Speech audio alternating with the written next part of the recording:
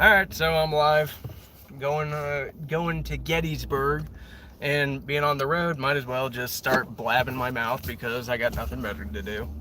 So there's like a million different topics to choose from. Don't really want to touch on the news with the whole Nashville thing because honestly, I don't know anything about what's going on there, and I don't know. Let's see here. There we go. Yay, I safely got on the highway. Woo! What an accomplishment. Alright, so here's a thought for people out there. Training. Anybody that's been watching my channel for a while probably understands that I'm big into training concepts and like how to conduct training and how to do it in a functional manner, right? Well, I'm not so happy with the way that most training is actually conducted, and I know that some people will get this idea that, oh, well, you think that you can do better, and it's like, yeah, part of that's yes, but not as in like I'm going to start my own company or whatever, but I see the problems and I understand a few things. I understand like neurologically how the human brain actually acquires fine motor skills, because if you look at shooting, most of what you're doing is fine motor skills. Now let's add in movement. Now let's add in judgment. Let's add in tactics. Let's talk about dynamic environments. You're not going to learn that from the flat range just doing ready up to drills. And you know, a lot of this stuff on the flat range, like putting your safety on during a speed reload, that's the kind of stuff that, you know, is just pork that's been thrown in because they didn't know how to teach safety, or they didn't want to say no to certain people that were unsafe on the range. I mean, seriously, the excuse of putting your safety on because if you're moving around and somebody muzzles you, you would hope their safety is on. What about guns that don't have safeties like Glocks? What if somebody muzzles me with a Glock? Well, I hope they're going to put their safety on. What's your safety? Okay. Now, I'm not saying that it doesn't matter if your safety is on or off. If it makes sense, then yes, the safety should probably go on. But, you know, it doesn't make sense during a speed reload when your intent is actually to continue firing when a target is presented. Okay? So a little bit of common sense there that is kind of neglected because it's spending so much time on a flat range. And then people thinking that they can actually do tactical application on a flat range. That is what Pat McNamara would call institutional inbreeding. So you are just trying to breed like straight up a reed of a family tree of ranged theatrics where everybody's like, well, I'm just going to stand out in the middle of nowhere and I'm going to reload as fast as I can. Well, I need to learn that skill, so I'm gonna justify it by being like, everybody needs to learn this skill, everybody needs to be able to reload as fast as they can, so we're gonna test it on the range, doing it flat at first. But that's where it ends. It ends on the flat range because they don't ever take it outside of that, and we're talking mostly about civilians. A lot of civilians get amazed when they see someone reload really fast and put more rounds on target. That's not amazing. That is just somebody who has done it over and over again to a stupid level, but it has no practical application. You're imitating the targets you're shooting at when you do that. So you're training yourself to imitate the targets that you're shooting at for when the time comes that you actually have a target to shoot at. So you're training yourself to fight like a static target that you're shooting at. You know, if you get what I'm saying.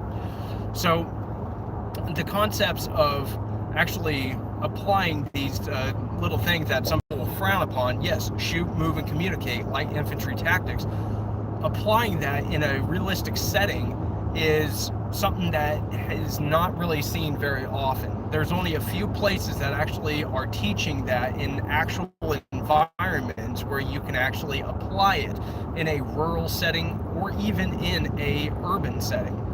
And it's hard to come by, but a lot of people think that they're going to be some kind of sport sniper when something happens, and it's kind of sad, but at the same time, you know, whatever. I mean, I'm not here to judge anybody's, little fantasies or whatever, but, having a fetish where, everything goes your way is kind of unrealistic.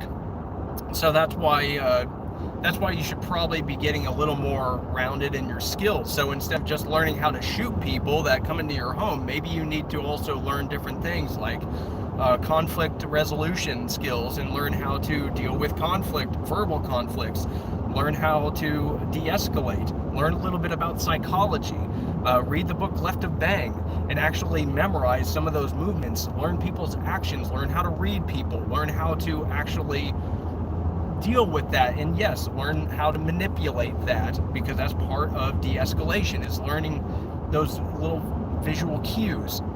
So yeah, there's just all these different little things in training that you could be applying. Medical skills, right? So you can pick up, a T, not a TCCC, but it's TECC. You can learn it's basically the same thing, just in a civilian setting. So you can pick up those skills, pick up those items, be ready for that, but also, learn other skills. Go to take EMT courses and actually get certified in EMT 1, 2, or 3 or whatever, and you can do that on your own time. I'm a big advocate of getting a broad range of education, especially in the defense realm. So I think that there's a lot of relevant, there's a lot of function in learning how police operate and learning police tactics and how they deal with certain situations. Number one, so you can understand what you're going to have to deal with if you ever have to defend yourself. But number two, you're also going to learn what their role is going to be if you believe society is going to collapse. You're going to understand how that function actually works. That law enforcement function actually is carried out. So I believe it's absolutely vital to get a broad range of things, not just like, oh, what's the latest and greatest reload technique, or how can I C-clamp better on my AR? Nobody gives a shit. And here's the thing, prepping and getting a crap ton of food, but you don't have any way to filter water, you don't even have a reliable water source, you don't even have a way to get to that water source if things get bad, and you can't actually walk or jog a mile without getting winded, you're fucked. I'm sorry to say it. Well, actually, no, I'm not sorry to say it, but if you can't actually carry a combat load, like a realistic combat load, more than 7 mags, and you can't actually, carry a combat load plus some sustainment items for, at a decent pace, so yeah, kind of a trotting pace for, a couple miles at least, then yeah, you are not really fit to hold your own ground. Because I'm sorry to say it, but thinking that you're going to bug in when things get bad, you're kind of living in a fantasy world. You're not always going to be able to hold your ground against the masses. That is seriously a Hollywood fucking scenario that has poisoned people's minds. And here's the other thing. If we want to get on the topic of things going bad, let's look at it this way. Find me one instance where society is absolutely 100% collapsed. If you quote Rome collapsed, you're a fucking idiot, because Rome didn't even burn. Rome burned throughout the times from riots and stuff like that, but it didn't actually collapse all the way. It was a slow burn like we're experiencing right now. So Rome is the US. The US is Rome. Rome burnt itself to the ground, figuratively speaking, because of its policies that it adopted, and letting all those policies and the non-Romans have more authority inside the city. So yes, it's kind of like what we're seeing right now. This open arms, philosophy has destroyed civilizations before, but also having a non-inclusive society has destroyed societies as well, so to speak. But I mean, if you look at the Nazi Party, it was all, everybody had to be blonde hair, blue eyes in order to be part of the club. That society collapsed because of extremism. But when you take extremes one way or the other, you're going to cause a collapse. And it's no different in the tactical realm or in the self-defense realm. You go extreme in in one way and you stop being a jack of all trades, you stop being versatile, then you start dying. You start dying in your capabilities. You start dying in, your functionality, really. And yeah, I don't know. It looks like 3 people right now are, watching, I guess. I actually wasn't expecting anybody to be on, but I guess it is a Saturday. So anyways, I got another 6 hours until I'm at Gettysburg, so this will be fun. But anyways, when it comes to training in and of itself is kind of funny, because the idea of training has been screwed with throughout the years in so many different ways, by the military, by civilians, by government agencies and private alike. The idea of training has had different definitions depending on whose mouth it's coming out of, and the method in which training was conducted and whether it's successful or not has been different throughout the centuries. But one thing that we know for sure is that you need repetition. You need to actually be focused on that training, and you need to, actually visit it often. If it's a physical skill, then, if it's a physical skill, there's going to be a little bit of complexity in the neurological aspect, because you need to understand what it takes for the brain to actually absorb those skills. For instance, just a little bit of a teaser there. If say you go to a class and you can only really, the brain is able to absorb a maximum of about 3 physical skills and actually hold them in their short-term memory, in the working memory, for about 24 hours. And that's really what you're working off of when you go to like these training classes, is you're working off working memory. And you advance throughout the day and you like correct yourself, but 24 hours after you get done with the training course, I challenge most people who have been to one training course, or if you go to one training course or you don't go very often, 24 hours after you go to the training course, go ahead and try to replicate the skills that you had at the end of that training course. You go to that 8-hour training or whatever, and you're really good at your reloads by the end of it. You're actually competent on the target or whatever. Try replicating that 24 hours later. The term starting cold on the range, like doing a test cold, that's what that comes from, is our skills, our physical skills atrophy when we do not maintain them. So there's some instructors out there that teach a lot of flat range stuff, and they come up with their own little drills. Well, what's very common these days is try it at the beginning and try it at the end, and you'll notice a difference at the end. That's because throughout your practice, your working memory is absorbing a lot of this information, and then it's holding on to it. And as long as you've been doing honest, purposeful reps, and you're not just like throwing rounds out there and hoping at one point the rounds will go where you were intending them to go, if you were actually like paying attention and applying your method of placing those rounds where they need to go and doing that constantly, then you're actually causing myelination. And you got to do it day after day. You got to do it dry and live, but mostly dry. I would say that most of the skills that you can learn in shooting can be done dry. But 24 hours after you go to the range and you have that awesome, phenomenal time, whether in training or just on your own, and if you can't replicate it, that's just because most of your progress was in working memory. So you have to constantly, work on it. And there's a great author out there that talked about the neurological points to learning a fine motor skill, such as like shooting, and how to get it to where you can actually operate under stress. And it's really not that complex. Neurologically speaking, we do the same thing when you're teaching somebody martial arts. But guns are the only sport that is not treated like a martial art.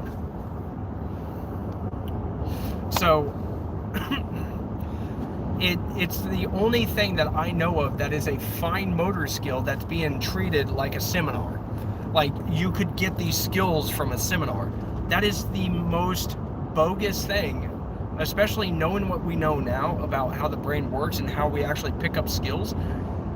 Find me anybody that's trying to learn an extreme sport, and take anybody who's trying to learn basketball and send them to an 8-hour seminar where they just get to dribble the ball a little bit and play around a little bit, and try to tell them and sell them that they're going to be able to play in the NBA by the end of it. Like, it's total bullshit. And we're doing that with a skill, i.e. shooting, which requires more coordination, more self-discipline than probably most any sport out there. And you're trying to teach people in 8 hours. Now, there are some people out there that are teaching that say, this is not the end of it, I'm just giving you a sample of it, it's on you. Okay, that's great, but there aren't that many. There are a lot of instructors that want their students to come back or whatever, or their clients to come back, so they sell them this bullshit of, oh, we'll get you on paper and we're gonna make you a good shooter by the end of the day. They're not lying. By the end of the day, you'll be good, but you will not be able to replicate those skills outside of it because, again, your brain starts purging irrelevant information. And most people that suck at shooting either don't shoot very often, have very little experience in shooting, and so they're going to a class where they're drinking out of a fire hose, so to speak. And let me touch on the fire hose thing for a second. If somebody tells you that you're going to be drinking out of a fire hose, you might want to pull out your notepad and pen, because you're not going to fucking be able to remember shit 24 hours later, because guess what?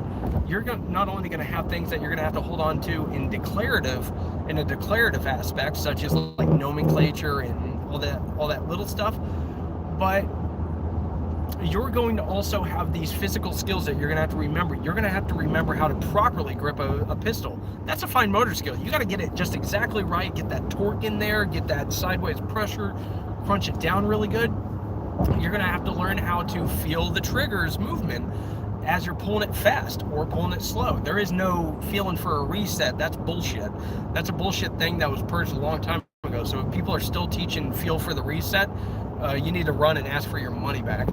But anyways, other than that, I have no opinion. But you also got to learn how to acquire those sights really fast, and hopefully you're not staring at the sights. Hopefully you're not focusing on a front sight. You're actually focusing on the threat, which is the important aspect to watch. And you can bring up those, fuzzy sights that are aligned properly. And you've got to be able to not only train your eyes, you got to train your eyes to do this. You got to train your body to actually get that good coordination every time with that perfect grip. And then you got to pull the trigger without moving the gun. And this is a problem, because I don't know any other thing in normal life where you are required. Some people will say a drill and they just prove how stupid they are. I can do a drill and I can smack the shit out of that, but as long as I'm putting pressure on the back of it, then the thing's going to go straight. It's not going to flop out of my hand or whatever. It's going to drill the screw in there. But I don't know if anything in my life that requires me, in order to get it to work right and do exactly what it's supposed to do, that requires the rest of my fingers in my hand, other than the trigger finger, to stay still. Find me one thing where you're supposed to keep, all 4 of these fingers clamped and not moving while you're doing this. Our hands are meant to do this. And you're trying to get your hand to not do that anymore. You are trying to override a natural manipulation that the hand is meant to do. So trying to tell somebody that they're going to be able to do that for life after doing it once in a day is total BS. That's anatomically impossible. It actually takes time to actually learn that. That's why you got to do dry fire practice. You have to, make sure that you're not moving. And when you think you're not moving, you need to add in a laser trainer and actually, see if you can call yourself on your own bullshit of, oh, well, I'm good, I'll hit the target every time. Well, prove it with a laser trainer that's mechanically bore-sighted to the bore.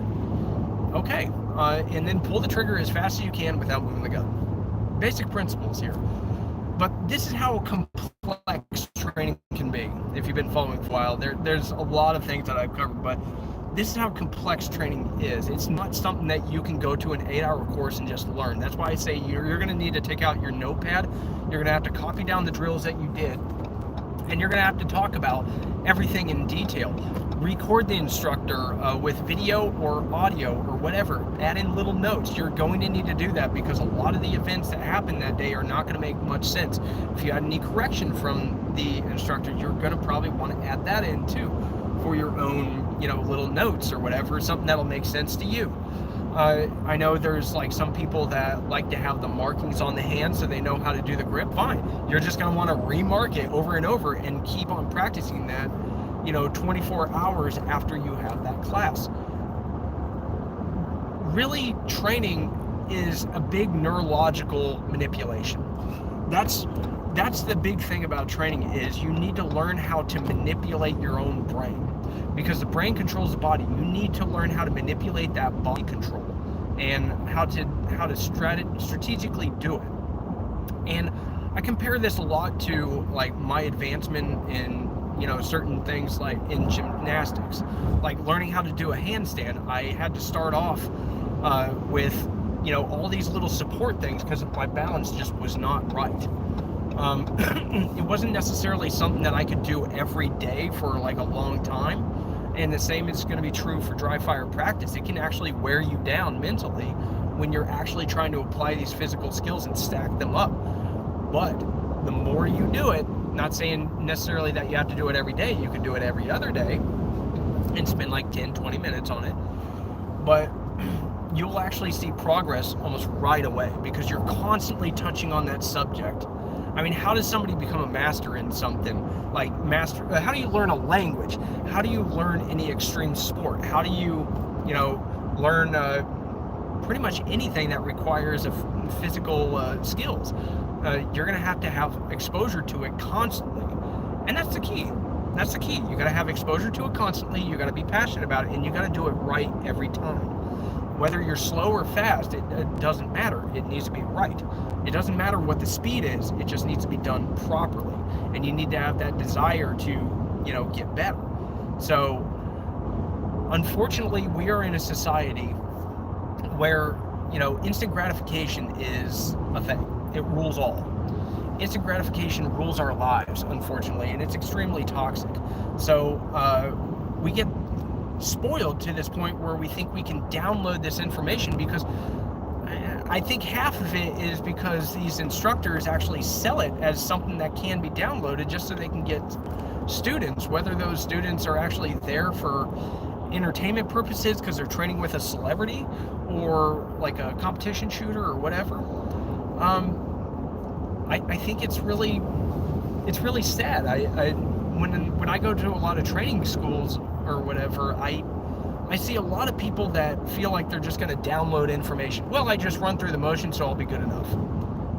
But most people are not really there in a serious manner. They just want to look cool. So yes, you see a lot of people wearing multicam and they're on a static range. I don't know what they're trying to blend with, but they're definitely not even blending in with the static range. You see a lot of people with battle belts on, and they're at a course where they can conceal a pistol. I don't fucking get it. I mean, having an outside the waistband holster when you're supposed to be learning how to shoot, but you're only ever going to apply it in concealed carry, it's a fucking oxymoron. So, yeah, that's like learning to ride a horse to teach yourself how to drive a vehicle. So, it doesn't make any sense. So, anyways, I mean, the list goes on, and I can go at this ad nauseum. So, yeah. So when it comes to training, I'm a big advocate of doing things properly and manipulating the brain in a way that is going to keep you motivated to do more, but it's also going to give you the most bang for your buck. It's kind of like teaching somebody to actually like work out for the first time and actually like, keep them interested but still stress them out. You need to have a flow. You need to be able to have that flow. And you need to know yourself, but you also need to understand, what you need to know when to keep going and when to quit. You can always prove your discipline in a different way. You don't need to prove your discipline by doing 4 hours of dry fire practice. That's not really going to get you any cool points. If you're telling me that you dry fired for the first time and you did it for an hour, I'm going to tell you that you just gave yourself a bunch of training scars. I guarantee you. The brain will do funny things. You overdoing it on trying to do a physical skill, no matter what it is, you're gonna give yourself a training scar, because you're gonna end up slipping. You're gonna think something's right when it's really not. You need to have a fresh brain. You need to take constant breaks. If you're gonna do it for an hour, fine, do it for an hour total, but split it up. Give yourself breaks. Don't be sitting there like, a gorilla trying to just force these things through. Oh, well, I wanted to get 1,000 reps of, drawing. It's like, that's not going to do anything for you. That's not going to do anything good anyways.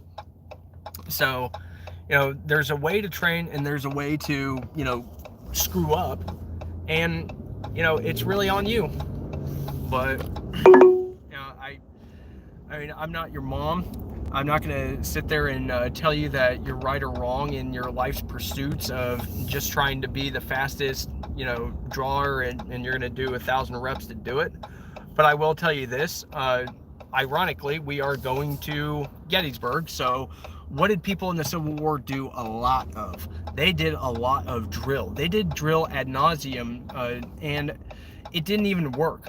You know why? You know how we know? Because in Gettysburg, they found a lot of rifles that were loaded more than half a dozen times and had never been fired, because at some point the guy probably forgot to put a certain step got missed because of stress. Because when you zonk out and you're just doing movements just to do the movement, you start forgetting shit.